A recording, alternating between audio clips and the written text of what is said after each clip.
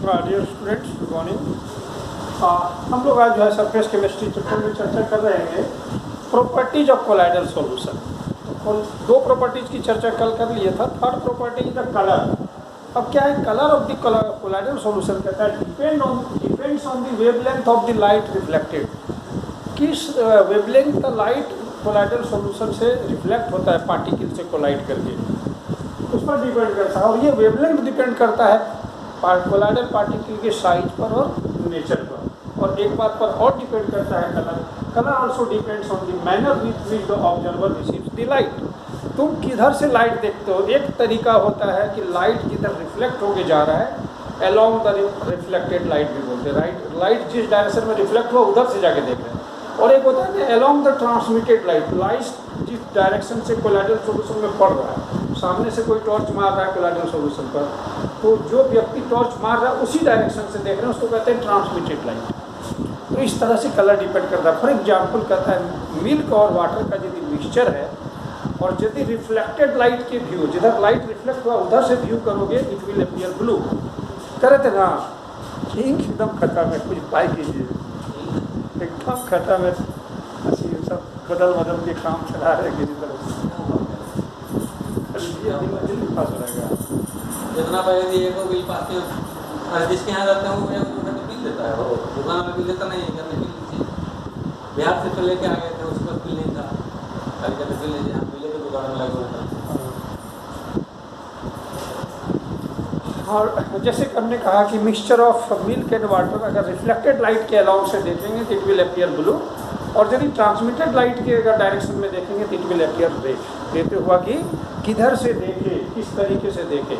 और फिर अब था कि साइज पर या नेचर पर।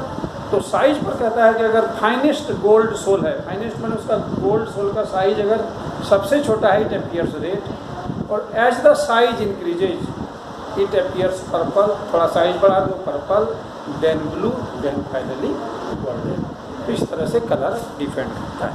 अब अगला प्रॉपर्टी है Brownian movement. Brownian movement, Brownian movement चौथी प्रॉपर्टी है Brownian movement. Brownian movement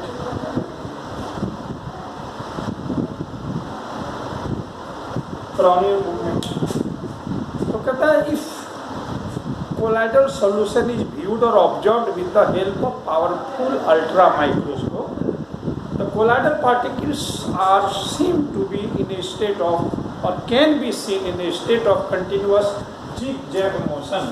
particle यहाँ है, इधर मोशन में जाएगा, फिर इधर, फिर पता चलेगा इधर, फिर इधर, फिर इधर, फिर इधर, फिर इधर, फिर इधर, फिर इधर। इस तरह का मोशन में ऑब्जर्व किया गया है with the help of ultra microscope. ये सबसे पहले ब्रिटिश बोटानिस्ट रॉबर्ट ब्राउन ने इसको ऑब्जर्व किया था। रॉबर्ट ब्राउन नाम के साइंटिस्ट ने, बोटानिस्ट ने, इसीलिए इसको ब्राउनियन मूवमेंट ही बोलते। अब ये ब्राउनियन मूवमेंट है independent of the nature of the colloidal particle. मतलब कोलाइडल पार्टिकल गोल्ड का है कि सिल्वर का है कि आर्सेनियस सल्फाइड का है कि हाइड्रेटेड फेरिक, इससे मतलब नहीं, नेचर से मतलब नहीं, but it depend upon the size of the colloidal particle and viscosity of the dispersion medium या सॉल्यूशन। अगर पार्टिकल का साइज पर डिपेंड करेगा ब्राउनियन मूवमेंट। अगर साइज स्मॉल है तो फास्टर मूव करेगा, साइज बिगर है तो स्लोवर मूव करेगा। फिर सॉल्यूशन या डिस्पर्सन मीडियम की जो विस्कोसिटी अगर कम है तो बढ़िया से मूव करेगा, और विस्कोसिटी अगर ज़्यादा हो तो हमेशा मूवमेंट में डिस्टर्बेंस आएगी। अब ये कहता है ये Brownian movement is the reason for the stability of colloidal solution. Colloidal solution की स्टेबिलिटी का ये कारण है। कारण क्या है? इसका जो कारण बताया गया है ब्राउनियन मूवमेंट का, unbalanced bombardment of the colloidal particles by the dispersion medium. क्योंकि मान लो water in the dispersion medium, तो हम लोग जानते हैं लिक्विड के पार्टिकल्स या molecules are always in a state of motion. अब in a state of motion water में है तो हर अगल बगल का सारा वाटर मॉलिक्यूल का मोशन या काइनेटिक एनर्जी बराबर नहीं है। किसी ने जोर से मार दिया, किसी ने धीरे से मारा, इधर से किसी ने जोर से मारा, तो जिस डायरेक्शन का वाटर मॉलिक्यूल जोर से मारा उसी के अलोंग में कोलाइडल पार्टिकल मूव कर जाता है। कह सकते हैं unbalanced bombardment of the colloidal particle by the dispersion medium. और दूसरी बात है कि this is the reason for the stability of colloidal solution, क्योंकि स्टरिंग इफेक्ट का काम करता है। पार्टिकल को कभी इधर से मार दिया, फिर उधर से मार दिया, फिर उधर से मार दिया, तो पार्टिकल तो हमेशा डिस्पर्सन मीडियम के पार्टिकल या मॉलिक्यूल के से कोलाइड करते रहता है, तो फिर सेटल डाउन कैसे होगा। अगली प्रॉपर्टी है charge on the colloidal particles. Charge on the colloidal particles, property number 5, charge on the colloidal particles. Charge on the colloidal particles, colloidal particles पर चार्ज। तो कहता है कि every colloidal solution, in every colloidal solution, colloidal particles are charged, and all the colloidal particles contain the same type of charge, either positive charge or negative charge. मान colloidal solution तुमने लिया है gold soul का, then all the colloidal particles will carry negative charge. जितने metal के soul होते हैं वो सभी निगेटिवली चार्ज होते हैं। मेटल के जो सल्फाइड सोल होते हैं सभी निगेटिवली चार्ज होते हैं, निगेटिवली चार्ज होते हैं। देन स्टार्च, गम, जिलेटिन ये सभी निगेटिवली चार्ज होते हैं। मेटल के जो ऑक्साइड, हाइड्रेटेड ऑक्साइड होता है, जिसमें एल्युमिनियम का भी हाइड्रेटेड ऑक्साइड होगा, आयरन का हाइड्रेटेड ऑक्साइड होगा, क्रोमियम का, ये सभी पॉजिटिवली चार्ज। हेमोग्लोबिन जो ब्लड में पाया जाता है वो पॉजिटिवली चार्ज है। तो कहता है कि चार्ज होते हैं, आइदर पॉजिटिवली और निगेटिवली चार्ज होते हैं। अब यह है कि चार्ज क्यों होते हैं, तो कहता है कि कोलाइडल पार्टिकल पर जो चार्ज है ड्यू टू वन और मोर रीजन। एक रीजन है due to the electron capture by the particles of the metal during the electro dispersion कल पढ़े थे ब्रेडिक आर्क मेथड में। इलेक्ट्रिक स्पार्क आर्क स्ट्रक किया गया था, हाई वोल्टेज जब लाकर दोनों इलेक्ट्रोड को बहुत करीब लाकर हाई वोल्टेज जब दिया गया था तो इलेक्ट्रिक स्पार्क हुआ था, उसको कहते थे इलेक्ट्रिक आर्क इज स्ट्रक। तो वहाँ पर इलेक्ट्रो डिस्पर्सन होता है, इतनी एनर्जी मिलती है उस मेटल के एटम को, वहाँ से इलेक्ट्रॉन इजेक्ट हो जाता है।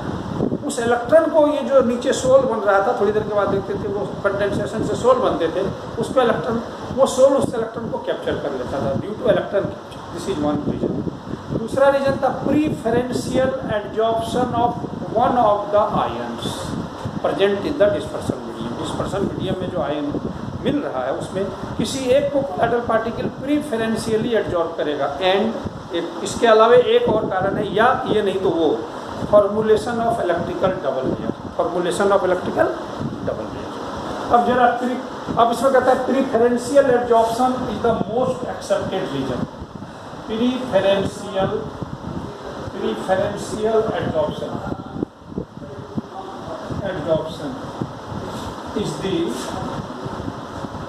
is the most accepted reason. ये सबसे ज़्यादा एक्सेप्ट किया गया है, यही इसी रीजन को सबसे ज़्यादा एक्सेप्ट किया गया। अब इसमें प्रीफरेंशियल एडजॉर्प्शन में क्या होता है कि the preferential adsorption of one of the ions present in the dispersion medium है ना, common to the colloidal particles takes place. अब क्या है, एक एग्जाम्पल क्या है कि डिस्पर्सन मीडियम में, जैसे यहाँ पर डिस्पर्सन मीडियम पानी का बना हुआ है और इसके अंदर पहले से हमने पोटासियम आयोडाइड का सॉल्यूशन लिया है। पोटासियम आयोडाइड एक्वस का मतलब तुम समझ सकते हो, जब पानी में डिजॉल्व हो गया तो ये डिसोसिएट हो गया पोटासियम आयन में एंड आयोडाइड आयन में डिसोसिएट हो गया। तो पोटासियम आयोडाइड का solution already we have taken, पहले से लेकर रखे हैं। और अब इसमें हम लोग सिल्वर नाइट्रेट ऐड कर रहे हैं। सिल्वर नाइट्रेट ड्रॉप का solution, aqueous solution drop wise हमें धीरे धीरे डालते जाएंगे। जैसे जैसे डालते जाएंगे हमको पता है कि Ki का रिएक्शन होगा और AgNO3, हम लोग जान रहे हैं कि AgNO3 बहुत कम है, ये तो ड्रॉप वाइज है और ये एक्सेस है, इसका मतलब ये खत्म नहीं होने वाला, ये एक्सेस है। तो क्या होगा, AgI का प्रिसिपिटेट बनेगा और KNO3 सॉल्यूशन बनेगा। ये जो प्रिसिपिटेट बना सिल्वर आयोडाइड का, इसी प्रिसिपिटेट को टूट कर छोटा छोटा टुकड़ा होकर कोलाइडल पार्टिकल बनना है। अब कोलाइडल पार्टिकल में दो तरह का आयन है, Ag आयन और आयोडाइड आयन, एक Ag प्लस और I माइनस। अब डिस्पर्सन मीडियम में जो पहले से लिए तो वो देखो कौन है, K प्लस और I माइनस। तो मीडियम का आयन और कोलाइडल पार्टिकल का आयन में से कोई कॉमन होना चाहिए, तो देखते हैं iodide is the common. Ag तो कॉमन नहीं है, Ag प्रिसिपिटेट में है यानी कोलाइडल पार्टिकल में, मीडियम में K प्लस है, आयोडाइड यहाँ भी था, आयोडाइड यहाँ, तो कॉमन जो होगा वही की एडजॉर्ब होगा। यानी इस प्रिसिपिटेट के ऊपर अगर Ag का ये प्रिसिपिटेट बना है, इसके ऊपर I- प्रीफरेंशियली एडजॉर्ब हो जाएगा, और जब प्रीफरेंशियली एडजॉर्ब हो जाएगा तो कोलाइडल हो जाएगा AgI, और इसके ऊपर I- एडजॉर्ब हो गया। तो अगर AgI प्रिसिपिटेट के ऊपर minus ion iodide negative charge अगर एडजॉर्ब होगा तो naturally colloidal particle negatively charge होगा। एक दूसरा एग्जाम्पल लेते हैं, नहीं, अगर हम पोटासियम नाइट्रेट का सॉल्यूशन पहले लेते हैं, यहाँ पर एक्वस सॉल्यूशन, तो इसका मतलब है सॉल्यूशन के अंदर K प्लस और नाइट्रेट माइनस है, और ऊपर से हम डाल रहे हैं क्या, नहीं, सिल्वर नाइट्रेट का सॉल्यूशन लेते हैं, तो Ag प्लस और नाइट्रेट माइनस, और ऊपर से डालते हैं KI ड्रॉप वाइज, इस बार यही ड्रॉप वाइज डालेंगे, KI ड्रॉप, और ये है एक्सेस में, तो बनेगा तो फिर यही सेम प्रोडक्ट तो ही बनेगा।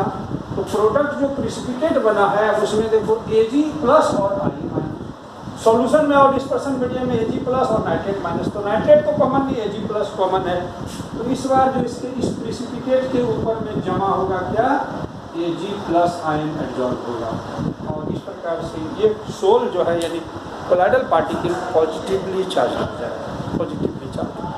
तो ये कारण है प्रीफरेंशियल एडजॉर्प्शन इस तरह से होता है, और इस वजह से कोलाइडल पार्टिकल्स चार्ज होते हैं। So this is one thing. दूसरी बात ये है कि जब Ag पर हमने देखा था कि KI सॉल्यूशन लिया था, KI का सॉल्यूशन लिया था हम लोग, KI का सॉल्यूशन एक्वा सॉल्यूशन लिया था, उसमें से I वाला इसके सरफेस पर प्रीफरेंशियली एडजॉर्ब हो गया, और उसी बीकर में K प्लस पानी में ही रह गया, K प्लस पानी में ही रह गया। आप सोचो कोलाइडल पार्टिकल अगर निगेटिवली चार्ज हो गया और उसी बीकर में मीडियम में पानी के अंदर K प्लस है, तो naturally it will feel attraction towards the negative charge, तो K प्लस इसके आसपास आ जाएगा, एडजॉर्ब नहीं होगा बट अगल बगल में आके रहेगा, K प्लस अगल बगल में, ये स्वाभाविक बात है। तो कहते क्या है कि colloidal particles will attract the oppositely charged ion from the medium towards itself, अपनी ओर अट्रैक्ट करेगा। अब इसको क्या कहते हैं, इस प्रकार से दो लेयर बन गए, एक लेयर को जो कोलाइडल पार्टिकल के सरफेस पर एडजॉर्ब हो गया है और वो फर्मली फिक्स्ड हो गया, पूरी तरह से उस पर जम गया, फिक्स्ड हो गया है, इसीलिए इसको कहते हैं फिक्स्ड लेयर। और दूसरा लेयर है मोबाइल, वो तो अगल बगल में आ गया है अट्रैक्शन से, बट वाटर मॉलिक्यूल जब उसको कोलाइड करेगा, धक्का मारेगा, चूंकि वाटर मॉलिक्यूल लिक्विड है वो तो मोशन में रहेगा, जब उसको धक्का मारेगा तो ये हिलेगा डुलेगा, यानी मोबाइल है, इसको कहते हैं डिफ्यूज लेयर। तो फिक्स्ड लेयर, डिफ्यूज लेयर, दोनों अपोजिटली चार्ज। तो अगर सीट ऑफ पोटेंशियल, मतलब इसको कहते हैं सीट ऑफ पोटेंशियल, मतलब दो डिफरेंट टाइप के चार्जेस, अगर दो different charges are at some distance, तब कहते हैं पोटेंशियल डिफरेंस हो जाता है। और इस तरह का जो पोटेंशियल डिफरेंस होता है उसको कहते हैं इलेक्ट्रोकाइनेटिक पोटेंशियल, या फिर इसको जेटा पोटेंशियल, या फिर इसको जेटा पोटेंशियल। और ये जो डबल लेयर बना था इसको इलेक्ट्रिकल डबल लेयर या हेल्महोल्ट्ज इलेक्ट्रिकल डबल लेयर कहते हैं। हेल्महोल्ट्ज ने सबसे पहले इसको सबसे पहले डिटेक्ट किया था, इसलिए Helmholtz electrical double layer, Helmholtz electrical double layer कहते हैं इसको, हेल्महोल्ट्ज इलेक्ट्रिकल डबल लेयर। अब क्या है, ये तो हुआ डिस्कशन। अब बात यह है कि प्रूफ कैसे मिलेगा। तो बोल दिया गया कि हाँ उसमें कोलाइडल पार्टिकल्स चार्ज होते हैं और इस कारण से होते, तो प्रूफ कैसे मिलेगा, इसके लिए पांचवी प्रॉपर्टी हम लोग चर्चा करते हैं, बल्कि छठी प्रॉपर्टी, उसका नाम है इलेक्ट्रोफोरेसिस।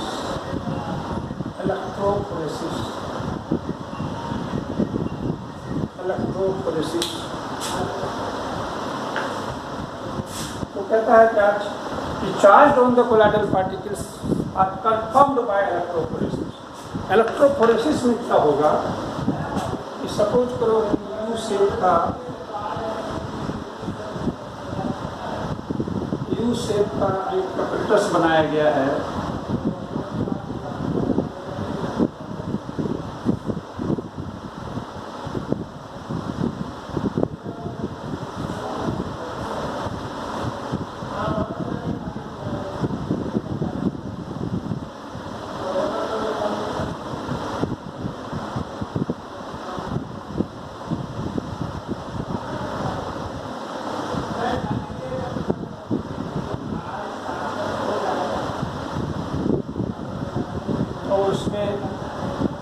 प्लेटिनम का इलेक्ट्रोड सेट कर दिया, प्लेटिनम का इलेक्ट्रोड।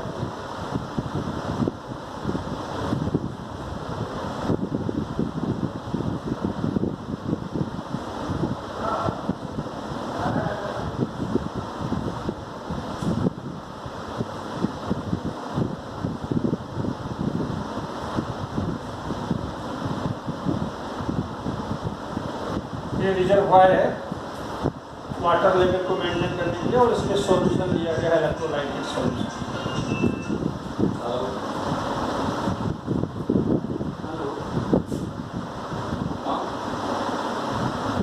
मान लो ये एनोड है, प्लस चार्ज एनोड वाला, और ये कैथोड माइनस वाला cathode.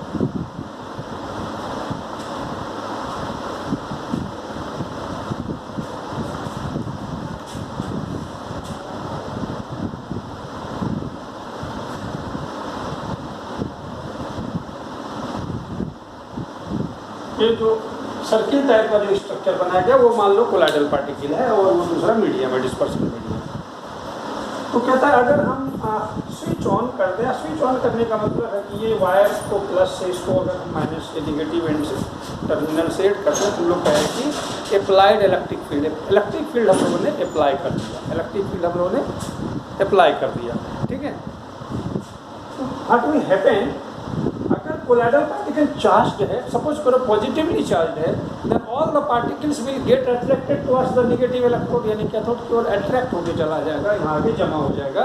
Positively charged particles, colloidal particles will be attracted towards the negatively charged electrode, और यदि नेगेटिवली चार्ज है तो पॉजिटिवली चार्ज इलेक्ट्रोड की ओर जाएगा, और जब यहाँ आएगा तो नेगेटिव चार्ज उस पॉजिटिवली चार्ज इलेक्ट्रोड को न्यूट्रलाइज कर देगा, और कोलाइडल पार्टिकल अगर न्यूट्रलाइज हो जाएगा तो वो एक दूसरे से कोगुलेट हो जाएगा, एग्रीगेट हो जाएगा, और फिर कोगुलेट होकर भारी पार्टिकल बनके नीचे जमा हो जाएगा। एनीवे, बट ये प्रूफ है, अगर इस तरह से जमा हो जाता है देन इसका मतलब ये हुआ कि उसमें पार्टिकल में चार्ज जरूर था। तो क्या है ये इलेक्ट्रोफोरेसिस, क्या है? द मूवमेंट ऑफ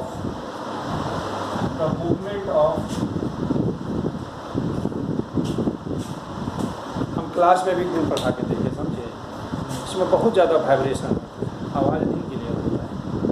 जिंदगी तो अपनी जगह पर है, चलो वहाँ से कंप्रोमाइज़ कर लीजिए, वाइब्रेशन हो जाता है। The movement of colloidal particles, क्या करना है, मूवमेंट होने देंगे क्या? The movement of colloidal particles towards oppositely charged electrode, oppositely charged electrode is called electrophoresis, is called electrophoresis, is called electrophoresis, is called electrophoresis, electrophoresis कहते हैं। Oppositely charge electrode की तरफ कोलाइडल पार्टिकल का यदि movement हो तो उसको electrophoresis कहते हैं। अब किताब में लिखा होगा अंडर अप्लाइड इलेक्ट्रिक फील्ड, तो जब तक बाहर से इलेक्ट्रिक फील्ड अप्लाई नहीं करेंगे तो कोई इलेक्ट्रोड ऑपोजिटली चार्ज होगा ही क्यों, ना एनोड पॉजिटिवली चार्ज हो पाएगा ना, जब तक उस पर हम लोग बाहर से कोई इलेक्ट्रिक फील्ड अप्लाई नहीं करें। अब है एनी हाउ, जैसे मेम्ब्रेन, एक सूटेबल मेम्ब्रेन होता था, कोलाइडल पार्टिकल को पास नहीं होने देता। अगर हम कहीं मेम्ब्रेन डालकर कोलाइडल पार्टिकल के मूवमेंट को चेक कर दें तो डिस्पर्सन मीडियम मूव करने लगेगा ऑपोजिटली चार्ज के लिए। इसमें यह था, अभी थोड़ी देर पहले देखे थे, सिल्वर आयोडाइड के पार्टिकल पर अगर I माइनस एडजॉर्ब हो गया उसके सरफेस पर तो मीडियम में K प्लस है, यानी मीडियम भी चार्ज है, मीडियम में चार्ज पार्टिकल्स। तो क्या होगा कि उसमें जो चार्ज है पॉजिटिवली चार्ज मीडियम है, तो नेगेटिव चार्ज की ओर, नेगेटिवली चार्ज मीडियम है तो पॉजिटिव चार्ज की ओर मूव करने लगेगा, मीडियम ही मूव करने लगेगा। और मीडियम का मूव करने से पता चलेगा कि वाटर का लेवल चेंज होगा। अगर मीडियम मूव करेगा इधर से वाटर इधर आ गया तो पता चलेगा मीडियम के लेवल नीचे जाएगा, इधर तो लेवल ऊपर जाएगा। And that is known as electroosmosis, उसको बोलते हैं इलेक्ट्रोऑस्मोसिस। ठीक, अगला प्रॉपर्टी है कोगुलेशन। कोगुलेशन कोगुलेशन या precipitation. Coagulation, seventh property coagulation या प्रिसिपिटेशन। कोगुलेशन या प्रिसिपिटेशन भी बोलते हैं। प्रिसिपिटेशन, प्रिसिपिटेशन या कोगुलेशन एक ही बात। अब हम लोग बोले थे कि कोलाइडल पार्टिकल्स स्टेबल है क्योंकि चार्ज है। चार्ज होने की वजह से क्या है, similar charges. All colloidal particles are having same charges. Same charges मैंने कोलाइडल पार्टिकल एक दूसरे के करीब आके चाहेगा एग्रीगेट होके भारी हो जाए, नहीं हो पाएगा क्योंकि सब में सिमिलर चार्ज है। They will repel each other, repel each other. तो स्टेबिलिटी का कारण है उस पर चार्ज होना। अगर किसी तरह से कोलाइडल पार्टिकल के चार्ज को न्यूट्रलाइज कर दें तब वो दे will gate aggregate and coagulate. और कोगुलेट होगा, भारी होगा। कोगुलेट मैंने एक जगह जमा होना, एग्रीगेट होना, और भारी होगा तो नीचे बैठेगा।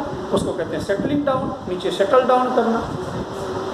तो कोलाइडल पार्टिकल का नीचे बैठ जाना ही कोगुलेशन है। The process of settling of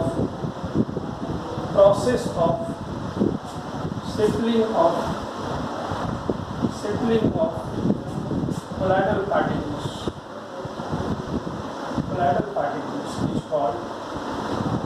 is called coagulation या प्रिसिपिटेशन। कोगुलेशन या प्रिसिपिटेशन। या यूँ समझो कि कोलाइडल साइज का पार्टिकल को तुम सस्पेंशन साइज में या प्रिसिपिटेट साइज में कैसे बदल देना है, वो कैसे किया जा सकता है, जस्ट उसका चार्ज को न्यूट्रलाइज कर दो। अब यहीं पर सवाल उठेगा कि कोगुलेशन किया कैसे जा सकता है। इसका लायोफोबिक सोल का जो कि अनस्टेबल है तो आसान है। तो कोगुलेशन ऑफ लायोफोबिक सोल पर हम लोग चर्चा करें। कोगुलेशन ऑफ लायोफोबिक सोल, ध्यान रखना, लायोफोबिक सोल पर हम लोग को चर्चा कर रहे हैं। लायोफोबिक सोल पर हम लोग चर्चा कर रहे हैं। तो पहला तो ये हो सकता है, क्या, बाय इलेक्ट्रोफोरेसिस। अभी थोड़ी देर पहले पढ़े थे इलेक्ट्रोफोरेसिस मैंने इलेक्ट्रिक फील्ड अप्लाई करें तो सारे colloidal particle oppositely charge electrode पर जाएगा, न्यूट्रलाइज होगा एंड कोगुलेट कर जाएगा, यानी एग्रीगेट होकर भारी नीचे बैठ जाएगा। तो इलेक्ट्रोफोरेसिस हो जाएगा। दूसरा पॉइंट क्या हो सकता है, बाय मिक्सिंग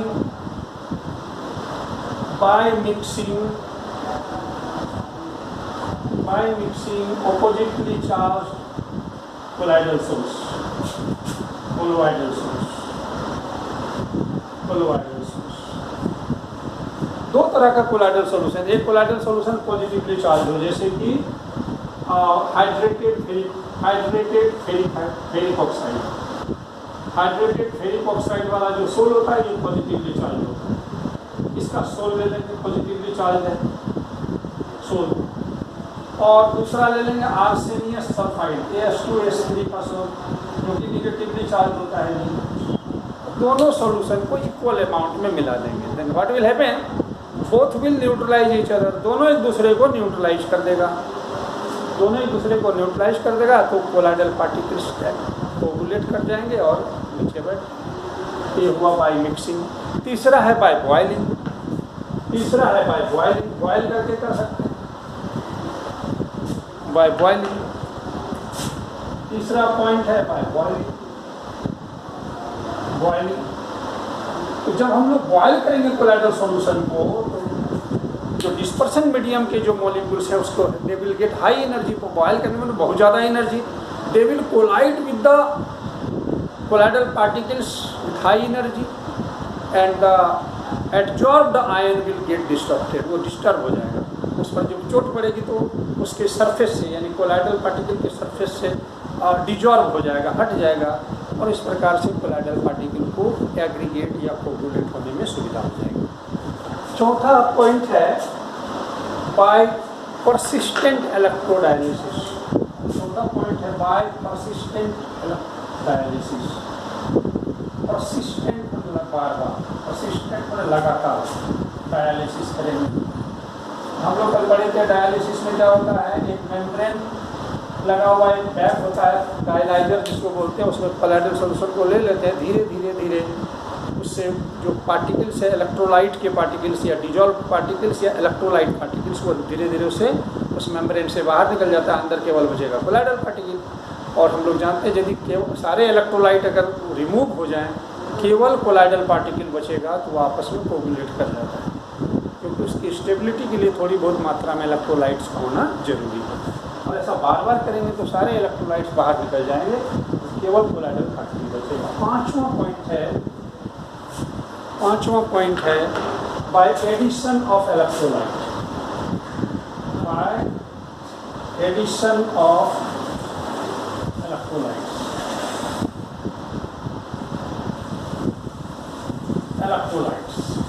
इलेक्ट्रोलाइट ऐड करके एक्सेस अमाउंट। अब क्या है, अगर पॉजिटिवली चार्ज अगर हम लोगों ने कोलाइडल सॉल्यूशन लिया है तो हम लोग ऐसा एक इलेक्ट्रोलाइट एक्सेस अमाउंट में लेंगे। इलेक्ट्रोलाइट तो हम लोग ऐसे लेंगे ही, इलेक्ट्रोलाइट निगेटिव चार्ज या पॉजिटिव चार्ज का नहीं लेंगे तो इलेक्ट्रोलाइट एक्सेस अमाउंट में कोलाइडल के जो पार्टिकल्स हैं वो क्या करेगा, ऑपोजिट चार्ज को अपनी ओर अट्रैक्ट करेगा। इलेक्ट्रोलाइट में से जो निगेटिव चार्ज होगा, अगर पॉजिटिवली चार्ज कोलाइड है, उसको अपनी ओर अट्रैक्ट करके और न्यूट्रलाइज हो जाएगा, और न्यूट्रलाइज हो जाएगा then it will coagulate.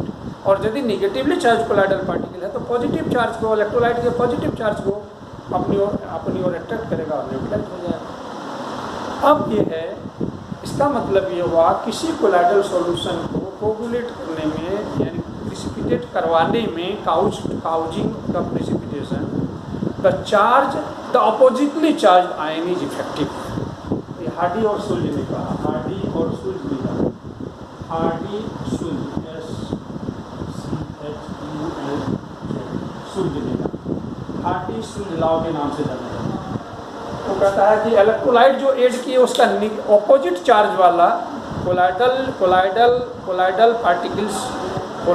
Particle में जो चार्ज है उसके ऑपोजिट चार्ज वाला जो आयन है that is effective in causing coagulation, और इसीलिए उसको कोगुलेटिंग आयन या फ्लोकुलेटिंग आयन कहते हैं। कोगुलेटिंग आयन या फ्लोकुलेटिंग आयन।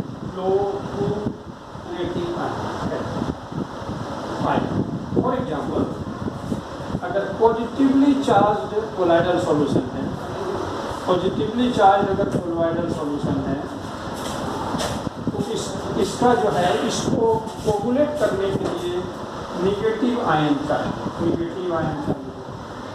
अब निगेटिव आयन चाहिए, अब तुमने कोई ऐसा सॉल्यूशन लिया जिसमें ये वाला निगेटिव आयन है 4- वाला, या फिर किसी दूसरे लड़के ने लिया फॉस्फेट वाला, लिया 3- वाला, किसी लड़के ने लिया सल्फेट 2- वाला, और किसी लड़के ने लिया क्लोराइड 1- वाला, तो ज़्यादा असरदार कौन होगा? तो कहता है greater is the valency of the flocculating ion, जिसकी वैलेंसी ज़्यादा है that will be more effective और that will have more power to coagulate the colloidal solution. क्योंकि 4- है तो जल्दी माइनस चार्ज होने की वजह से ही यदि ये कोगुलेट होना है तो उसमें जितना ज़्यादा चार्ज होगा उतना जल्दी कोगुलेशन होगा। इसको कहते हैं greater the valency of the coagulating ion, greater will be the power of the, greater will be the coagulating power, coagulating power उतना ही ज़्यादा होगा। सिमिलरली अगर ये निगेटिवली चार्ज होता, अगर ये सपोज करो ये निगेटिवली चार्ज होता, अगर ये निगेटिवली चार्ज होता तब तक को पॉजिटिव आयन की जरूरत पड़ती, मतलब पॉजिटिव आयन को अपनी ओर अट्रैक्ट करता, पॉजिटिव आयन को, और उसमें अगर अल्मोनियम आयन होता, बेरियम आयन होता और मान लो सोडियम आयन होता तो निश्चित रूप से इसकी पावर सबसे अधिक होती क्योंकि इसकी वैलेंसी सबसे अधिक है। ये हार्डी एंड सुल्ज का दूसरा लाभ। पहला लाभ है कि भाई ऑपोजिट चार्ज वाले इफेक्टिव होंगे, और दूसरा है उस जिसकी वैलेंसी ज़्यादा होगी उसकी फ्लोकुलेटिंग पावर। अब ये जो हम लोग बोले कि इलेक्ट्रोलाइट डालेंगे बहुत अधिक मात्रा में, तो कितनी मात्रा में? तो कहता है कि मिनिमम कम से कम कितना चाहिए, देखो कोगुलेट करने, उससे ज़्यादा डालोगे तो और जल्दी हो जाएगा। तो minimum concentration in millimole per litre of the electrolytic solution required to coagulate the electrolytic solution in 2 hours. 2 घंटे में जो कोगुलेट करते हैं, ये स्टैंडर्ड टाइम तय किया गया है, उसको कहते हैं कोगुलेटिंग वैल्यू। और जो जिसकी कोगुलेटिंग वैल्यू जितनी अधिक होगी जल्दी जल्दी कोगुलेट करेगा। हायर जिसकी कोगुलेटिंग वैल्यू ज़्यादा है जिस इलेक्ट्रोलाइट सॉल्यूशन का, वो जो है कोगुलेशन जल्दी जल्दी कर देगा। ये तो लायोफोबिक का भाई क्या कहते हैं कोगुलेशन। अब coagulation of lyophilic sol, coagulation of lyophilic sol, lyophilic sol का कोगुलेशन, सोल का कोगुलेशन कैसे होगा? तो हम लोग पढ़ चुके lyophilic sol are more stable.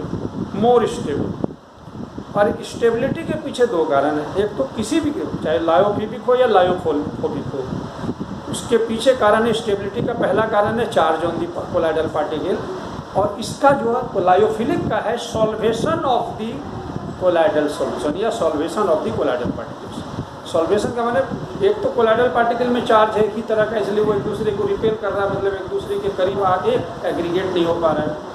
और दूसरी बात उसका सॉल्वेशन में सॉल्वेंट मॉलिक्यूल उसको चारों तरफ से घेरा बना लेता है।